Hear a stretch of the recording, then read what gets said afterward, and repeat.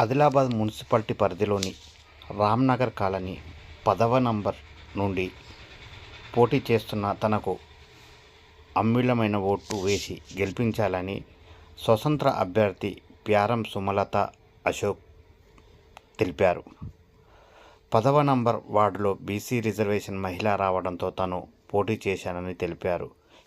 10వ నంబర్ వార్డులో గత కొన్ని రోజులుగా అనేక రకాల సామాజిక సేవా కార్యక్రమాల్లో చురుగ్గా పాల్గొంటున్నామని ఆమె తెలిపారు.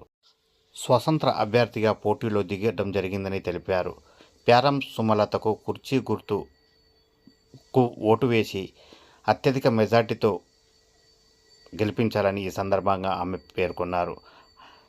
మీరు ఆశీర్వదించి గెలిపించినట్లయితే కాలనీలో నెలకొని ఉన్న సమస్యలన్నింటినీ పరిష్కరించేందుకు తన వంతుగా కృషి చేస్తానని ఈ సందర్భంగా ఆమె పేర్కొన్నారు.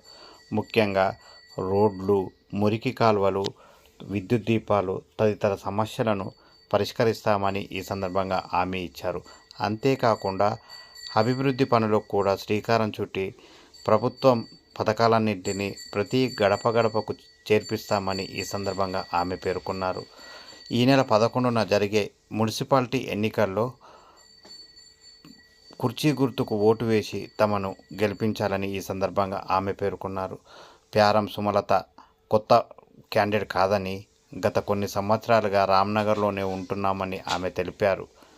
ప్యారం సుజాతకు అత్యధిక మెజార్టీతో గెలిపించాలని ఈ సందర్భంగా ఆమె కోరారు. సమస్యలు పరిష్కరించడంతో పాటు అభివృద్ధి కార్యక్రమాలకు శ్రీకారం చుడతామని తెలిపారు.